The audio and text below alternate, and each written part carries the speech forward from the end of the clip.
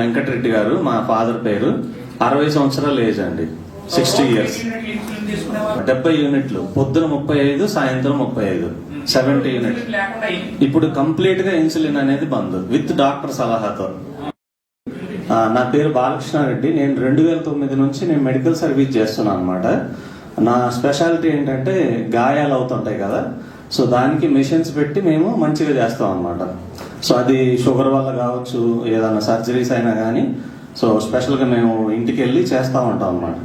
So ఇందులో నేను 2010 నుంచి ఆల్మోస్ట్ వేరికోస్ వెయిన్స్ అని ఎన్నో రకాలుగా ఇబ్బంది పడేవాళ్ళు. అందులో షుగర్ ఉండి కాళ్ళు వేళ్ళు తీసేసిన వాళ్ళు బోల్డ్ మంది అనమాట.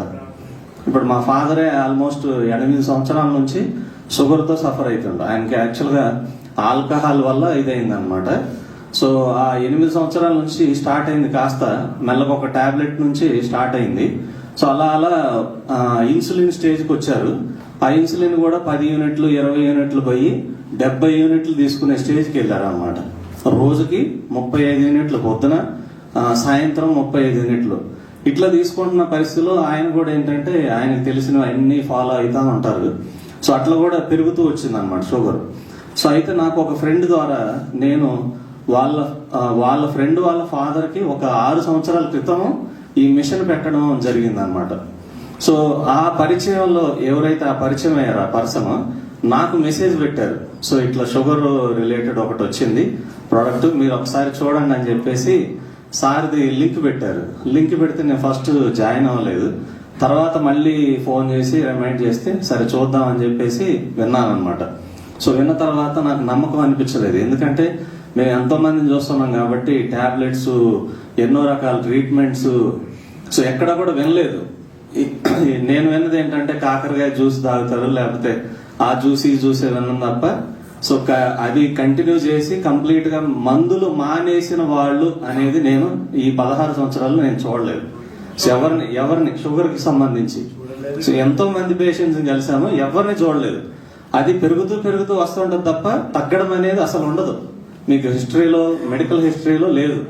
సో అయితే నేను దీని గురించి చెప్పిన తర్వాత ఫస్ట్ గూగుల్, ఎవరైనా ఇప్పుడు మీకు ఏదైనా తెలిసింది అనుకోండి, ఎక్కడికి వెళ్ళి సెర్చ్ చేస్తారు, గూగుల్లో సెర్చ్ చేస్తారు.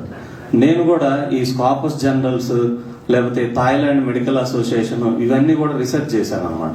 సో ఆ జర్నల్స్ అవన్నీ చూసి అప్పుడు నాకు కొంత నమ్మకం అనిపించిన తర్వాత మళ్ళీ మీట్ అయిపోయి వెంటనే ఇప్పుడు ఎన్నో డబ్బులు ఖర్చు పెడతా ఉంటాం. ఈ 13,000 అనేది నథింగ్.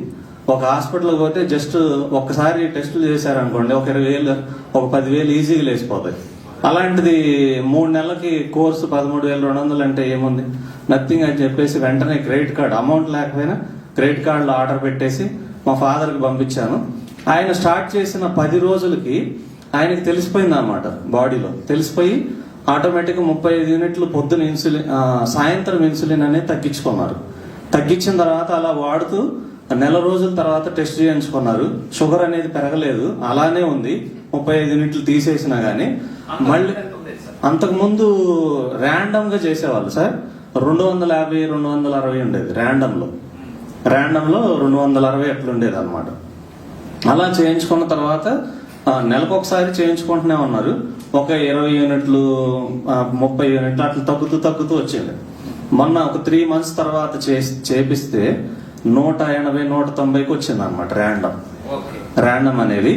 విత్ డాక్టర్ సలహాతోనే, డాక్టర్ గారి దగ్గరికి వెళ్ళి అన్ని టెస్టులు చేయించుకొని ఇన్సులిన్ అనేది నీకు అవసరం లేదు, ఇంకా ఇప్పుడు ఓన్లీ ఒక టాబ్లెట్ రాస్తున్నాను, టాబ్లెట్ సరిపోతుంది అని చెప్పేసి ఇవ్వడం జరిగింది. ఇది జరిగి కూడా ఆల్మోస్ట్ 20 రోజులు అయింది. ఇప్పుడు VR4 కూడా ఏం తీసుకోవట్లేదు. యాక్చువల్గా మళ్ళీ టెస్ట్ చేయించుకున్నారు, అట్లానే నార్మల్ గానే ఉంది, అదే రేంజ్ లో ఉంది. Sorry sir.